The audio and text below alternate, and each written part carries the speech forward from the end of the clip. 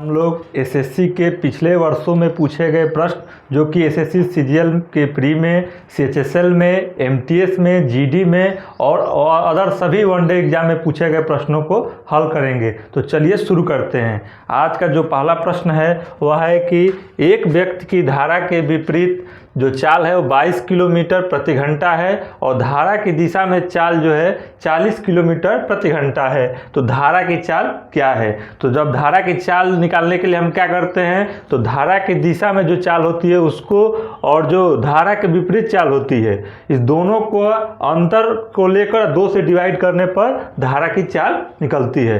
तो धारा की दिशा में व्यक्ति की चाल कितनी है? 40 किलोमीटर और धारा के विपरीत है 22 किलोमीटर। इन दोनों का अंतर लेकर 2 से डिवाइड करेंगे तो हमारा ये धारा की चाल निकल कर आ जाएगा। तो जब इसका अंतर करेंगे तो आएगा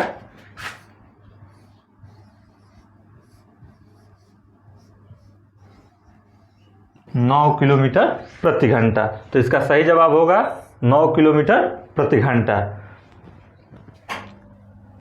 अगला प्रश्न है, 2 वृत्ताकार मैदान का क्षेत्रफल का अनुपात 16:49 है। यदि बाद वाले की त्रिज्या 14 मीटर है तो पहले वाले की त्रिज्या ज्ञात कीजिए। 2 वृत्ताकार मैदान का क्षेत्रफल का अनुपात दिया हुआ है और तथा बाद वाले दूसरे जो वृत्ताकार मैदान है उसकी त्रिज्या भी दी हुई है। पहले वाली की त्रिज्या पूछा जा रहा है। तो वृत्ताकार मैदान का जो क्षेत्रफल निकाला जाता है उसका होता है पाई आर स्क्वायर।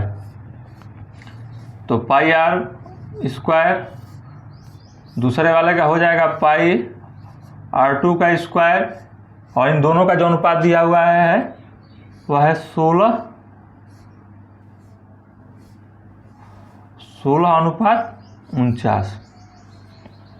तो हम दूसरे वाली की त्रिज्या दिया हुआ है, पहले वाली की त्रिज्या पूछा है तो दूसरे त्रिज्या को यहाँ पर पुट करेंगे और पहले वाली त्रिज्या निकालेंगे। तो पाई से पाई कैंसिल हो जाएगा, R1 का स्क्वायर अपान दूसरे वाली की त्रिज्या है 14 का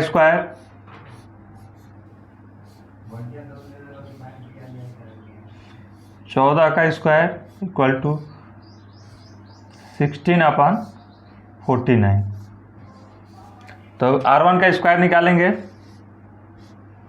तो ये निकल कर आएगा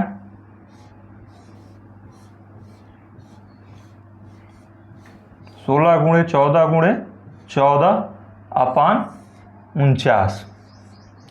जब इसको कटाएंगे तो इस 7 से जाएगा 7 बार में और ये जाएगा 2 बार में, फिर ये जाएगा 7 से 2 बार में और R1 निकल कर आएगा, R1 का स्क्वायर आएगा 16 दूनी 32 दूनी 64। तो R1 निकल कर आ जाएगा 8। तो इस प्रकार दूसरे वाली की त्रिज्या निकल कर आएगा। तो इसका सही जवाब होगा 8। चलते हैं अगले प्रश्न पर। अगला प्रश्न है, एक गिलहरी पहले मिनट में किसी खंभे में 5 मीटर चढ़ती है। जो एक गिलहरी है किसी खंभे पर पहले मिनट में 5 मीटर चढ़ती है, दूसरे मिनट में मतलब अगले मिनट में 2 मीटर पीछे खिसक जाती है। तो 26 मीटर जो खंभा है उसमें 26 मीटर का खंभा है, उसको चढ़ने में कितना समय लगेगा? तो जो गिलहरी है वह पहले मिनट में 5 मीटर चढ़ती है। तो पहले मिनट में वह 5 मीटर चढ़ती है।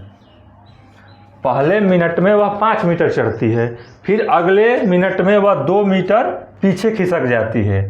तो अगले मिनट में फिर अगले 1 मिनट में वह 2 मीटर पीछे खिसक जाती है। ये चढ़ती है और यह नीचे खिसक जाती है, यानी कि 2 मिनट में वह 3 मीटर चढ़ती है।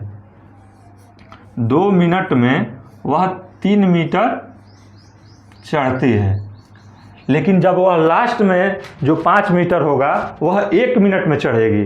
तो यानी कि टोटल चढ़ना था 26 मीटर और लास्ट में वह 1 मिनट में ही 5 मीटर चढ़ जाएगी। तो उसको टोटल बचा कितना? तो 26 में से 5 जब चढ़ गई तो 21 बचा, तो उसे टोटल चढ़ना है 21 मीटर। और 1 मिनट में वो तो 5 मीटर चढ़ ही चुकी है। तो अब इसका देखेंगे कि कितने गुना है। तो 3 का जो 21 है वो 7 गुना है, तो समय भी कितना लगेगा, जितना इसका गुना होगा उसी के उतना ही ये समय का भी गुना होगा। तो 3 का जो 21 में गुणा करेंगे मतलब 7 बार होगा। तो 2 से 7 में मल्टीप्लाई करेंगे तो कितना होगा, ये जो है इसका 7 गुना है, तो ये भी 7 गुना होगा, यानी कि 14 मिनट। 14 मिनट में यह 21 मीटर चढ़ेगा। फिर और 1 मिनट में ये 5 मीटर चढ़ेगा, यानी कि टोटल वह 15 मिनट में 26 मीटर चढ़ेगा। तो इस प्रकार इसका सही जवाब होगा 15 मिनट। चलते हैं अगले प्रश्न पे। अगला प्रश्न है 9 और 16 के बीच मध्यानुपात ज्ञात कीजिए। 9 और 16 के बीच मध्यानुपात ज्ञात करना है। तो मध्यानुपात ज्ञात करने के लिए हम रूट ए बी करते हैं। मध्यानुपात के लिए हम रूट ए बी करते हैं। तो रूट में 9 × 16, तो ये करेंगे तो आएगा 144 और उसको बाहर लाएंगे तो आएगा 12। तो इसका सही जवाब होगा, इसका मध्यानुपात होगा 12। अगले प्रश्न पे चलते हैं। अगला प्रश्न है 3200 रुपया पी क्यू तथा आर के बीच 5:2:9 के अनुपात में बांटा जाता है। क्यू द्वारा प्राप्त राशि ज्ञात कीजिए। तो जो 3200 रुपया है उसको 3 लोग यानी पी क्यू आर के बीच में बांटा गया है और क्यू को कितना राशि मिला है यह हमसे पूछा है। तो जो 3200 रुपये, तो इसमें हम करते हैं क्या, तीनों जो अनुपात दिया है उसके उन तीनों अनुपात के पदों को योग करते हैं तथा जो राशि पूछी गई है उसको ऊपर रखते हैं तथा इसको नीचे और इससे मल्टीप्लाई कर देते हैं। तो पूछा हम किससे है, क्यू के बारे में पूछा है। तो क्यू का अनुपात दिया हुआ है 2 और टोटल तीनों का योग होगा 16 और तो पूरा पैसा बांटना कितना है 3200 को। तो ये जाएगा 2 बार में। तो क्यू का जो क्यू का पैसा होगा वो होगा 400 रुपये। तो इसका सही जवाब होगा 400 रुपये। चलते हैं अगले प्रश्न पे। अगला प्रश्न है सुमित और प्रकाश की आयु का वर्तमान अनुपात 2:3 है। सुमित प्रकाश से 6 वर्ष छोटा है, तद अनुसार 6 वर्षों के बाद सुमित और प्रकाश की आयु का अनुपात क्या होगा। यानी कि सुमित और प्रकाश के वर्तमान आयु का अनुपात दिया हुआ है। तो जो सुमित है और प्रकाश इन दोनों के वर्तमान आयु का अनुपात है 2:3 और सुमित जो है प्रकाश से 6 वर्ष छोटा है, जबकि अनुपात के हिसाब से वह सुमित प्रकाश से कितना छोटा है, 1 वर्ष छोटा है। और 1 का मान जो प्रश्न में दिया हुआ है वह 6 दिया हुआ है। तो 1 की जो वैल्यू 6 है तो 2 का हो जाएगा 12 और 3 का होगा 18। तो जब इन दोनों का वर्तमान आयु हो जाएगा 12 और 18, तो पूछा है कि 6 वर्षों के बाद सुमित और प्रकाश की आयु का अनुपात क्या होगा। तो 6 वर्ष बाद सुमित का आयु हो जाएगा 12 और 6 18 और प्रकाश का होगा 18 6 24। और इनका अनुपात निकालने के लिए 6 से करेंगे 3 बार और 6 से करेंगे 4 बार। तो इनका अनुपात निकल कर आ जाएगा 3:4। तो 6 वर्षों बाद सुमित और प्रकाश के आयु का अनुपात होगा 3:4। चलते हैं अगले प्रश्न पे। अगला प्रश्न है 2 जीवाएं ए बी और सी डी एक दूसरे को वृत्त के बाहर बिंदु P पर प्रतिच्छेद करते हैं। यदि ए बी बराबर 7 सेंटीमीटर, सी डी बराबर 4 सेंटीमीटर और पी डी बराबर 10 सेंटीमीटर, तो पी बी की लंबाई ज्ञात कीजिए। जो एक वृत्त है, एक वृत्त है जिसकी 2 जीवाएं हैं ए बी और सी डी, और ये दोनों जीवाएं जो हैं P पर प्रतिच्छेद करते हैं। ये दोनों जीवाएं जो हैं वह P पर प्रतिच्छेद करते हैं। ये P बिंदु है और दिया हुआ है क्या, AB का मान दिया हुआ है 7 सेंटीमीटर। ये 7 सेंटीमीटर है और सी डी बराबर 4 सेंटीमीटर, ये 4 सेंटीमीटर है, और पी डी बराबर 10 सेंटीमीटर, यानी कि यहाँ से और यहाँ तक का मान दिया हुआ है 10 सेंटीमीटर, तो ये हो जाएगा 6 सेंटीमीटर, क्योंकि ये 4 है, टोटल 10 है, तो जब 10 में से 4 घटाएंगे तो 6 आएगा। हमसे पूछा है पीबी की लंबाई, तो पीबी की लंबाई के लिए क्या करेंगे, पीए इंटू पीबी, पीए इंटू पीबी बराबर PC into PD.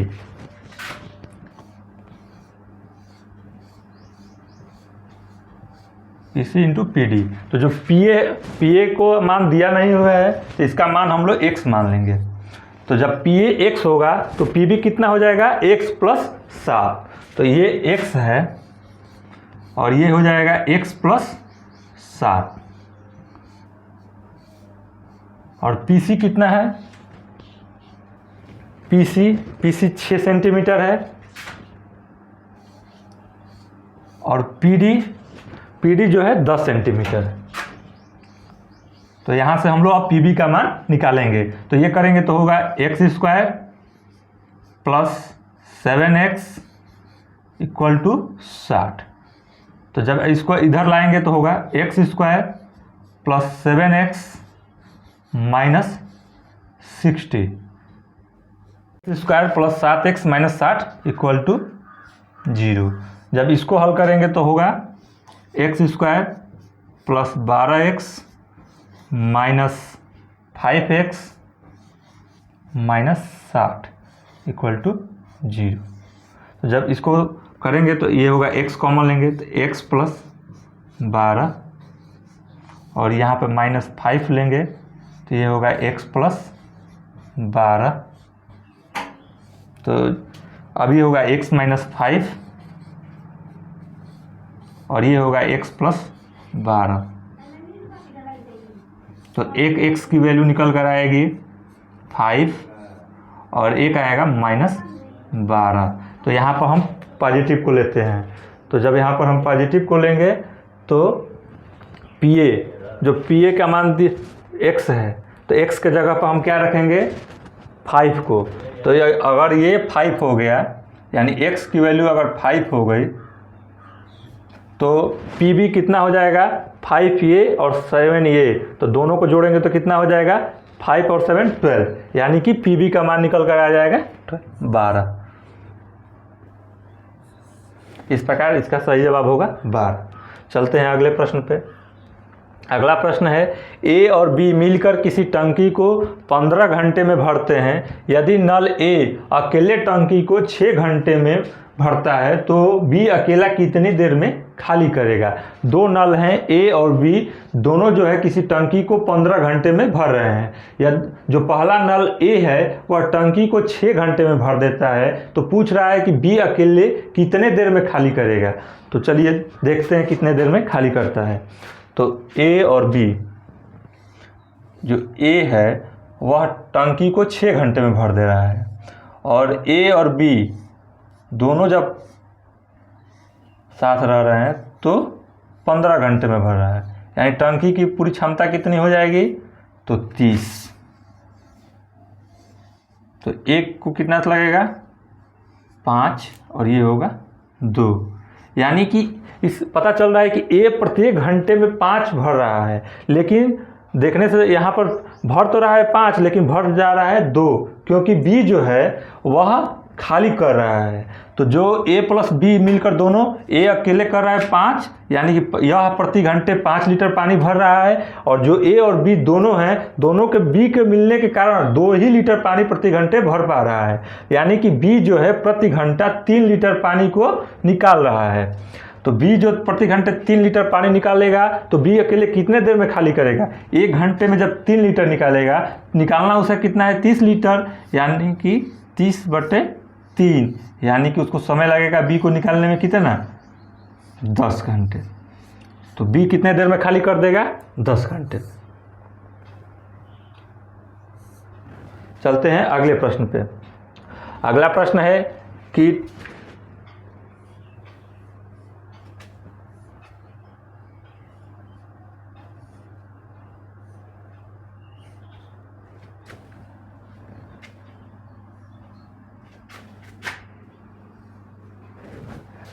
Triangle A B C के कोण जो ए बी सी और ए सी बी के बाह्य अर्धक ओ पर मिलते हैं, और यदि कोण बी ए सी बराबर 80 डिग्री तो कोण बी ओ सी का मान बताना है। यानी एक त्रिभुज है ए बी सी, ये एक त्रिभुज है ए बी सी,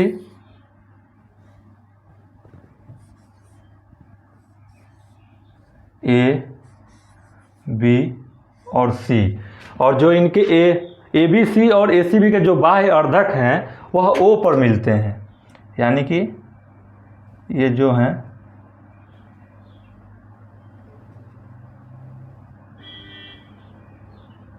ये जो हैं ये ओ पर मिलते हैं,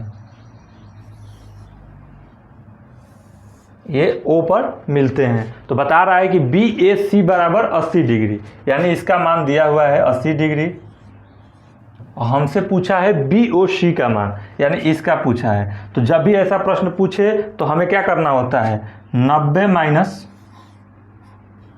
root angle A by 2, 90 minus angle A by 2। तो जब 90 माइनस ए बाई 2 करेंगे तो हमारा क्या निकल कर आ जाएगा, बी ओ सी, एंगल बी ओ सी। तो 90 माइनस ए का मान दिया हुआ है 80 बटे 2।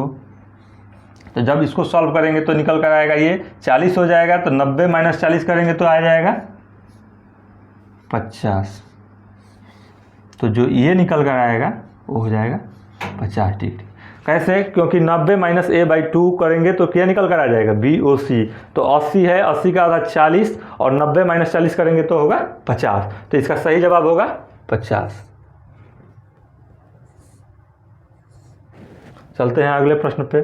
अगला प्रश्न है, ए और बी क्रमशः 24 दिनों और 36 दिनों में कोई कार्य पूरा करते हैं। उन्होंने एक साथ कार्य करना प्रारंभ किया, लेकिन कार्य समाप्त होने के 3 दिन पहले ए कार्य छोड़ देता है। तो बताइए कि कार्य कितने दिनों में पूरा कार्य समाप्त होगा।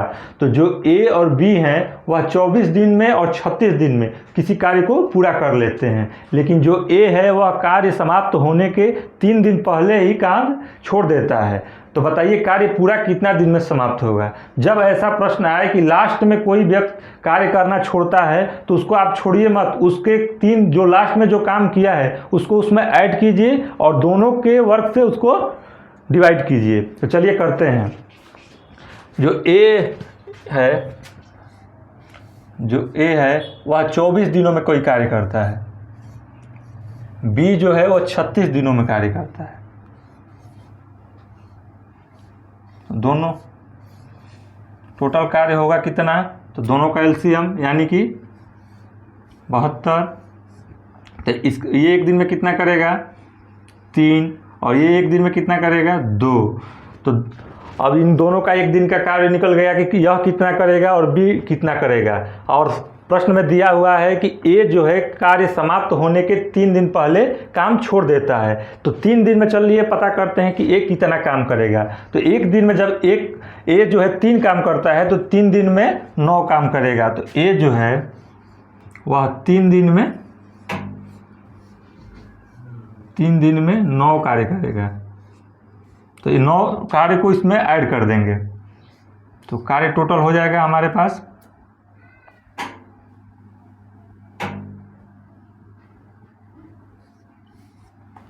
81। अब दोनों एक दिन में कितने कार्य करते हैं, तो ए करता है 3 और बी करता है 2, यानी कि दोनों मिलकर एक दिन में 5 कार्य करते हैं। तो टोटल दिन कितना लगेगा, अब इसको जब डिवाइड करेंगे तो ये जाएगा 16 बार में, बचेगा 1/5। ये मतलब 16 सही 1/5 दिन में ये कार्य पूर्णतः समाप्त होगा। तो इसका सही जवाब होगा, ये ऑप्शन गलत है, यहाँ पे होगा 16 सही 1/5। 16 सही 1/5। वीडियो में एसएससी के पिछले वर्षों में पूछे गए प्रश्नों को हल किए। आगे भी हम लोग एसएससी के पिछले वर्ष में पूछे गए प्रश्न तथा आने वाले प्रश्नों पर आधारित प्रश्नों को हल करेंगे। तो आप इस वीडियो को लाइक, शेयर और सब्सक्राइब करें।